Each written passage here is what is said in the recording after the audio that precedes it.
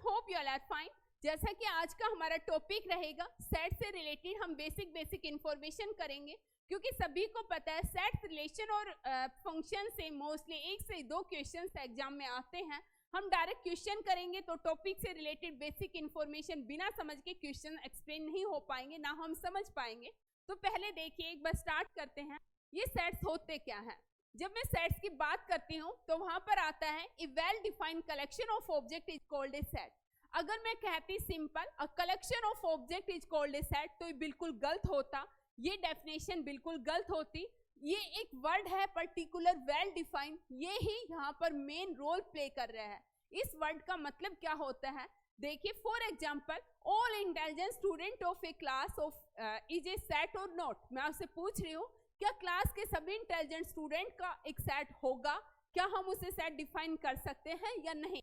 अब मैं बताती हूँ कि कुछ बच्चे कहेंगे हाँ, कुछ कहेंगे नहीं, लेकिन इसका देखिए एक बार समझिए इस चीज को। फिजिक्स का टीचर आता है, वो फिजिक्स का टीचर कहता है जो बच्चा फिजिक्स में अच्छा है वो इंटेलिजेंट है। केमिस्ट्री वाला अपने सब्जेक्ट टॉपर को इंटेलिजेंट मानता है, मैथ्स वाला अपने सब्जेक्ट टॉपर को इंटेलिजेंट मानता है। इसका मतलब क्या हुआ कि पर्सन टू पर्सन हर डेफिनेशन सेट्स की यहाँ पर चेंज हो रही है, intelligence person to person vary हो रही है, और सेट्स वो होते हैं जो सबकी नजरों से फिक्स होते हैं या सेम होते हैं, उसे ही हम सेट डिफाइन करते हैं। इसका मतलब इसे हम सेट डिफाइन नहीं करेंगे। हाँ, all vowels of English alphabet is a set, क्योंकि सारे यूनिवर्स को पता है कि इंग्लिश अल्फाबेट में 5 वोवेल होते हैं। तो ये क्या होगा? मेरी नज़र से भी 5 होंगे, आपकी नज़रों से भी 5 होंगे, तो ये क्या डिफाइन होगा? एक सेट डिफाइन होगा। समझ में आया? सेट्स को मोस्टली डिनोट करते हैं कैपिटल लेटर से, ए बी सी, इस तरीके से एक्सेट्रा, इस तरीके से हम रिप्रेजेंट करते हैं। जो सेट्स होता है अगर इसको एलिमेंट वाइज, तो ये इसकी ब्रैकेट होती है।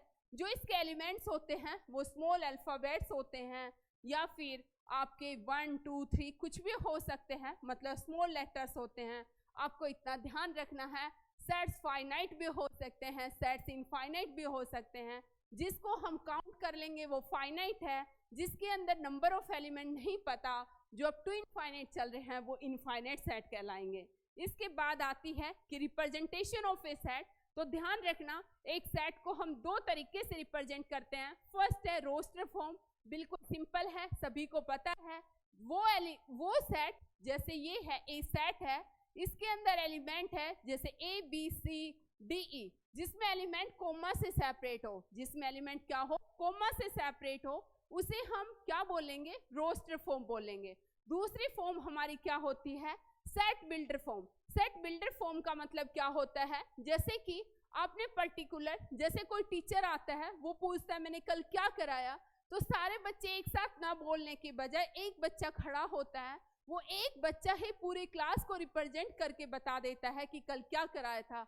वही क्या हो गया? Set builder form. मतलब पूरे ग्रुप को कोई एक आर्बिट्रेरी एलिमेंट वहां से उठा लो, वो उस पूरे ग्रुप की जो प्रॉपर्टी है उसको डिफाइन करेगा, वही क्या कहलाएगा? Set builder form. समझ में आया? जैसे यहाँ पर उठाया द सेट ऑफ, इस ब्रैकेट का मतलब होता है the set of all x. ये जो सिंबल होता है ना, इसका मतलब होता है सच दैट। क्या होता है? सच दैट एक्स लेस 9 है, और एक्स किससे बिलोंग कर रहा है? नेचुरल नंबर से। ध्यान रखना, ये ब्रैकेट सच दैट और ये 2 डॉट होते हैं, ये भी सच दैट का सिंबल होता है।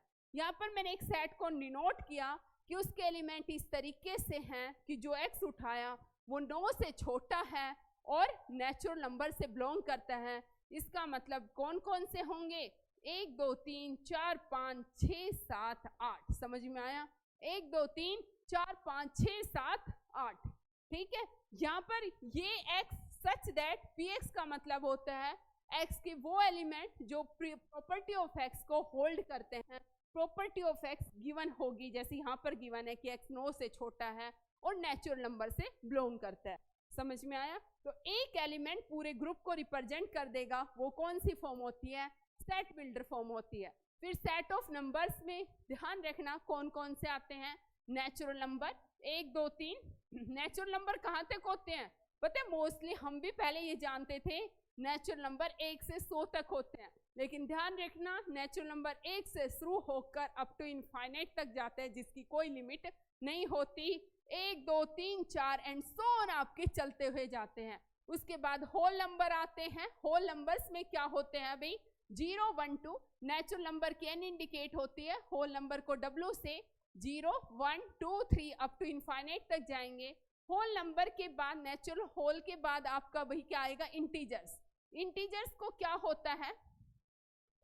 Z से इंडिकेट करते हैं, जिसमें 0 +-1 +-2 +-3 and so on up to infinity तक जाएगा।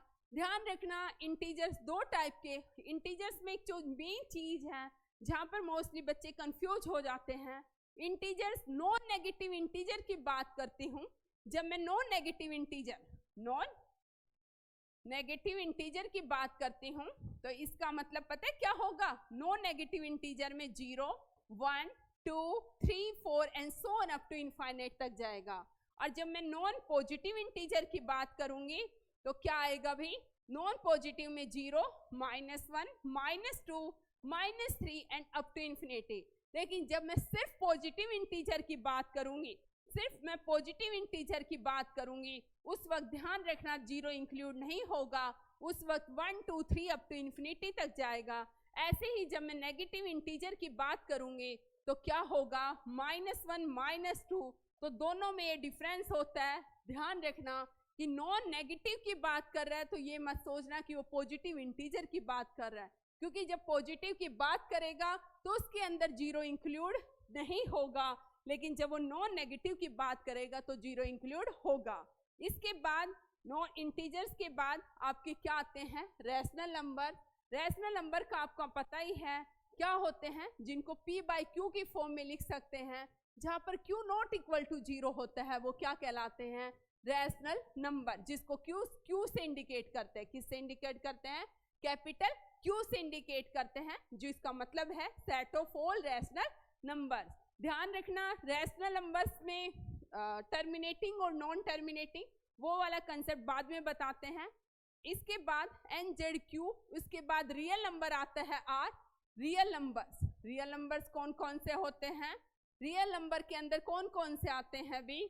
आपके विदाउट आयोटा वाले जितने भी नंबर्स होंगे वो सारे क्या होते हैं? रियल नंबर होते हैं। Set of all rational and irrational वो किस में आएंगे? रियल नंबर के अंदर इंक्लूड होंगे। और उसके बाद लास्ट में आएगा कॉम्प्लेक्स नंबर C।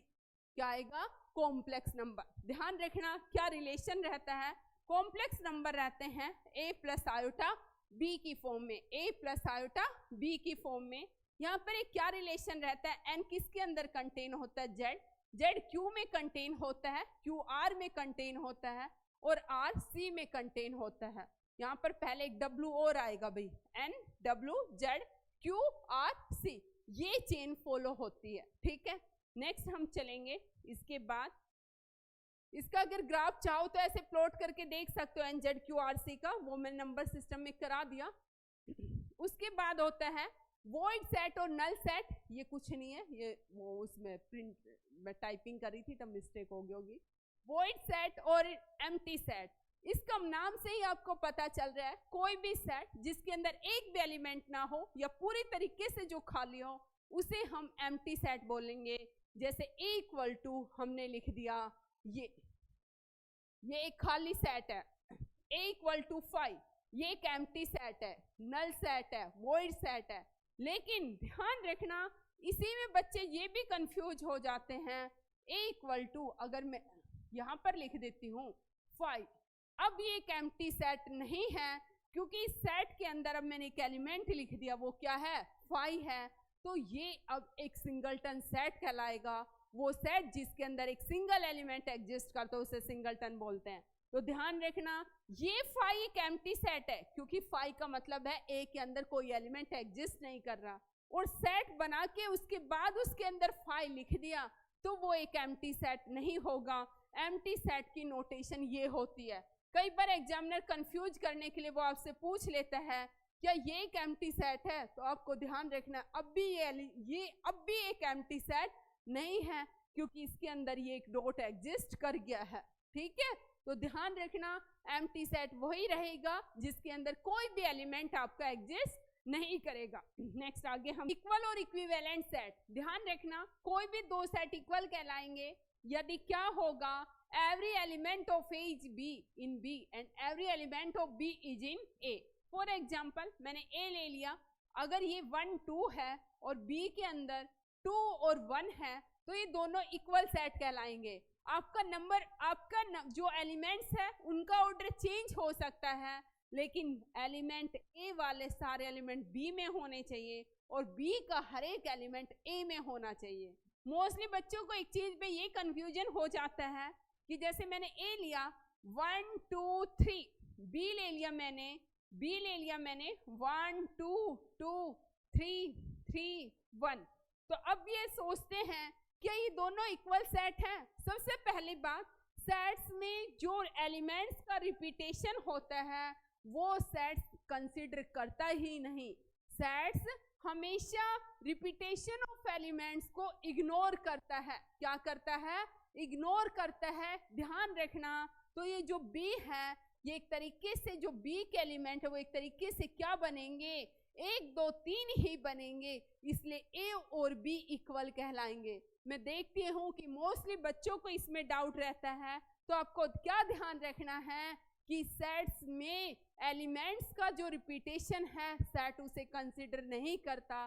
सेट हमेशा एक सिंगल विदाउट रिपीटेशन एलिमेंट को कंसिडर करता है, इसलिए ये सेट इस तरीके से ही लिखा जाएगा, इसलिए क्या कहलाएगा, इक्वल। तो क्या समझे हम इक्वल सेट से कि सेट्स का ऑर्डर चेंज हो सकता है इधर उधर, लेकिन जो एलिमेंट ए में है वो सारे बी में होने चाहिए और बी का हर एक एलिमेंट ए में एग्जिस्ट करना चाहिए, तभी वो सेट इक्वल कहलाएंगे। इसके अलावा अब हम side by side equivalent set की जब हम बात करते हैं तो दो सेट हैं, जैसे ए है, ए के अंदर मैंने कहा नंबर ऑफ एलिमेंट है 1 2 3, बी है दूसरा, इसके अंदर है ए बी सी। ये दोनों सेट्स इक्विवेलेंट कहलाएंगे। क्यों कहलाएंगे? क्योंकि ए के number of element of A है वो भी 3 है और number of element of B है वो भी 3 है। तो इक्विवेलेंट में हम क्या देखते हैं कि नंबर ऑफ एलिमेंट्स सेम होने चाहिए, ना कि उसके हर एक एलिमेंट इस ए का बी में जाए और बी का ए में, इससे नहीं कंपेयर करते। इक्विवेलेंट में सिर्फ ऑर्डर चेक करते हैं, order of set A, order of set B, लेकिन यहाँ पर जब इक्वल होता है तो हर एक नंबर या हर एक एलिमेंट ए का बी में और बी का ए में। और जो दूसरी मेन इंपॉर्टेंट बात मैंने बताई कि एलिमेंट्स का रिपीटेशन होता है वो सेट्स के केस में कंसिडर होता ही नहीं। समझ में आया? नेक्स्ट देखिए हमारा सबसेट। सबसेट का मतलब क्या होता है? जैसे मैंने कहा ए कोई भी सेट है 1 2 3 4, बी कोई भी सेट है 1 2 3 4 5 6 है, तो यहाँ पर मैं देखती हूँ ए है वो प्रॉपरली कंटेन है, किसके अंदर कंटेन है, बी के अंदर है। ए का हर एक एलिमेंट बी के एलिमेंट के अंदर एग्जिस्ट कर रहा है ना, बी के अंदर है। इसका मतलब ए क्या कहलाएगा यहाँ पर, सबसेट। ए क्या कहलाएगा, बी का सबसेट। ए को क्या कहेंगे, सबसेट। और जो ये बी होगा ना इसको हम क्या बोलेंगे, सुपरसेट। क्या बोलेंगे, सुपरसेट। समझ में आया? A is properly contain in B. A is properly contain in B का मतलब क्या होता है, ए का हर एक एलिमेंट बी में कंटेन होगा, लेकिन कभी भी जैसे ये कह दिया ए है 1 2 3, बी है 3 2 1, तो अब ये सेट प्रॉपरली कंटेन नहीं है क्योंकि ए और बी एक तरीके से तब कौन सी प्रॉपर्टी होल्ड कर रही है, ए इज कंटेन इन बी। अगर ये, लेकिन यहाँ पर ये होता ए 1 2 और बी होता 3 2 1, तो यहाँ पर मैं कह सकती थी A is properly contain in B, मतलब बराबरी का नहीं दर्जा है लेकिन ए पूरी तरीके से बी में कंटेन है। तो ध्यान रखना सेट्स के केस में ये कंटेनमेंट का सिंबल एग्जिस्ट करता है। और अगर मैं कहती कि कोई एलिमेंट जैसे 1 है वो ए से उठाया तो 1 क्या करेगा, एलिमेंट हमेशा सेट से बिलोंग करेगा और एक सेट दूसरे सेट में हमेशा क्या करेगा, कंटेन करेगा। ध्यान रखना इन चीजों को, ये बहुत इंपॉर्टेंट चीजें हैं। उस subset of real number, interval हमेशा इनफाइनाइट सबसेट होते हैं, किसके होते हैं, रियल नंबर के। इंटरवल 3 टाइप से हम डिफाइन करते हैं। पहला क्या रहता है, क्लोज इंटरवल। क्लोज इंटरवल का मतलब क्या रहता है, जैसे 2,3 है, 2,3 क्लोज इंटरवल है। इसका मतलब देखिए, अगर मैं इसे नंबर लाइन पर प्लॉट करना चाहूं तो ये 0 है, ये 2 है, ये 3 है। इसका मतलब 2 भी इंक्लूड होगा, 3 भी इंक्लूड होगा, और इनके बीच के जितने भी सारे पॉइंट है वो सारे तो इंक्लूड होंगे ही होंगे। समझ में आया? तो ये क्या रहता है, क्लोज इंटरवल, जिसमें वो पॉइंट भी इंक्लूड होते हैं और उनके इन बिटवीन जो भी पॉइंट होंगे वो भी हमेशा क्या होंगे, इंक्लूड होंगे। ओपन इंटरवल का मतलब क्या होता है कि वो नंबर्स, जैसे 2,3 ओपन इंटरवल है, तो 2 और 3 को छोड़कर, जैसे 2 और 3 को छोड़कर 2 बाद के जितने भी पॉइंट है, चाहे 2.000000001, कितने स्मॉल पॉइंट है 2 के बाद, वो सब इंक्लूड होंगे। और 3 में 2.99 है यहाँ, इससे बाद मतलब वो भी क्या होंगे, इंक्लूड होंगे। सिर्फ 2 और 3 को छोड़ दो, इनके बिटवीन जितने भी पॉइंट है, चाहे कितने छोटे बड़े, वो सब इंक्लूड होंगे। समझ में आया? ये किसकी है, ओपन इंटरवल। फिर होता है सेमी ओपन और सेमी क्लोज। सेमी ओपन का मतलब क्या हुआ, ये सेमी ओपन या सेमी क्लोज का मतलब, जैसे A, B है, तो इसका मतलब क्या हुआ कि A, जैसे मैंने 2,3 का ही एग्जांपल देती हूँ, तो 2,3 ओपन इंटरवल है, तो इसका मतलब क्या हुआ, 2 को छोड़कर 3 तो इंक्लूड होगा ही होगा। देखिए क्लोज है, 2 को छोड़कर इसके साथ के जितने भी पॉइंट है और 3 को इंक्लूड करते हुए इन बिटवीन जो भी पॉइंट है वो सारे इसके अंदर इंक्लूड होंगे।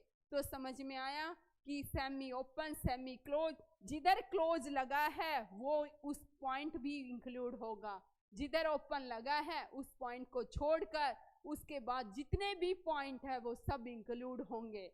अब बात आती है लेंथ ऑफ इंटरवल। तो लेंथ ऑफ इंटरवल क्या होती है, B-A। जैसे इसकी पूछे 2 और 3 की तो 1, उसमें ध्यान लेंथ ऑफ इंटरवल निकालते हुए ये नहीं देखना कि सेमी ओपन है, सेमी क्लोज है, टोटली क्लोज है या टोटली ओपन है। ध्यान रखना इन्हीं चीजों का, जो जो बेसिक है वो मैं बताते हुए चल रही हूँ। इसके बाद आता है पावर सेट। तो ध्यान रखना पावर सेट का मतलब क्या होता है, set of all subset of A set, उसको हम पावर सेट बोलते हैं।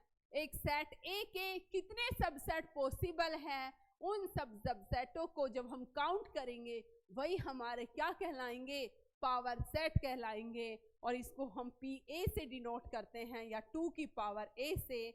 Power set of A X such that X is contain A। इसका मतलब A के जितने भी सबसेट हैं वो सारे क्या कहलाएंगे, पावर सेट ऑफ A कहलाएंगे। जैसे एक A है, A के अंदर एलिमेंट है 1,2, तो पावर सेट ऑफ A में क्या क्या एलिमेंट होंगे, सिंगलटन 5 होगा, उसके बाद 1 होगा, सिंगलटन 2 होगा, फिर सिंगलटन 1,2 होगा। ये सारे क्या कहलाएंगे, पावर सेट ऑफ A।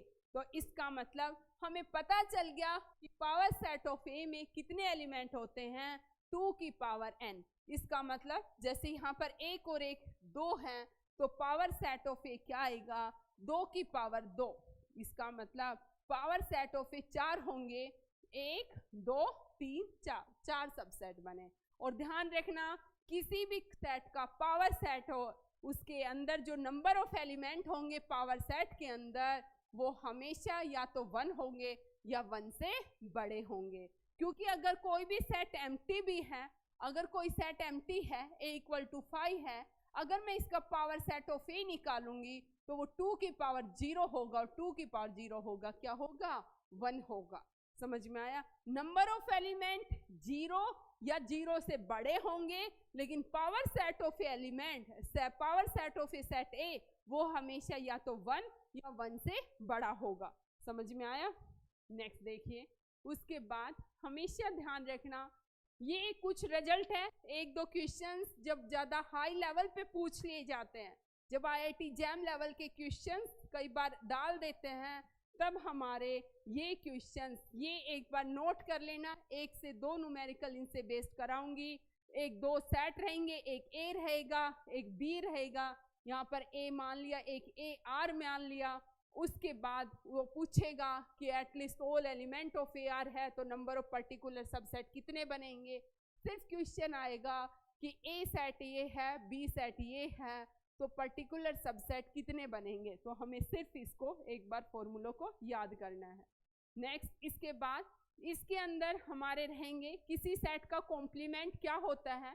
ध्यान रखना, ये एक रेक्टेंगुलर जो ब्रैकेट के अंदर ये एलिमेंट्स होते हैं, ये यूनिवर्सल सेट डिफाइन होता है। ये एक ए सेट ए है, तो ए के कॉम्प्लीमेंट का मतलब है यूनिवर्सल सेट में से ए को माइनस कर दो, जो ये बचा हुआ तो वो क्या कहलाएगा, क्या यू माइनस ए, वो क्या कहलाएगा, कॉम्प्लीमेंट ऑफ ए सेट। ध्यान रखना, एन ए यूनियन बी का मतलब क्या होगा, एक्स सच दैट या तो एक्स किससे बिलोंग करेगा, ए से, या फिर एक्स किससे बिलोंग करेगा, बी से। अगर जब ए इंटरसेक्शन बी की बात आएगी तो एक्स सच दैट एक्स ए से बिलोंग करेगा, इंटरसेक्शन का मतलब एंड होता है, और एक्स बी से, दोनों से बिलोंग करेगा। यूनियन में किसी एक से कर सकता है, या तो ए से या बी से या दोनों से भी कर सकता है। ठीक है, ध्यान रखना कुछ प्रॉपर्टी है, किसी सेट के कॉम्प्लीमेंट का कॉम्प्लीमेंट ए आता है, डी मोरवियस थ्योरम। ध्यान रखना, एन ए यूनियन बी का कॉम्प्लीमेंट किसके इक्वल आ जाता है, एन ए इंटरसेक्शन बी के। अब यहाँ पर एन ए यूनियन बी ध्यान रखना किसके इक्वल आती है, N A plus N B. जब फॉर्मूले, जब क्वेश्चन कराऊंगी तो सारे फॉर्मूले साथ की साथ लिखवा दूंगी। अभी ये सेट्स का बेसिक इतना ही आपको करना है कि यूनियन क्या रहती है, सेट्स क्या रहते हैं, पावर सेट क्या रहते हैं। ठीक है, अब मैं कल इससे बेस्ड न्यूमेरिकल कराऊंगी सेट से, फिर रिलेशन से बेस्ड, और फिर उसके बाद फंक्शंस और उससे बेस्ड, फिर उसके बाद हम कंटिन्यूटी और डिफरेंशिएबिलिटी करेंगे। लेकिन कल संडे है तो मैं जो एस्टेट के प्रीवियस ईयर कॉमन सेक्शन के क्वेश्चंस है पिछले 7 सालों के, उसके 3 से 4 घंटे के एक वीडियो डालूंगी। ठीक है, क्योंकि कल संडे है तो मेरे पास टाइम रहेगा, तो कल पहले मैं उसकी डालूंगी। आज के लिए धन्यवाद।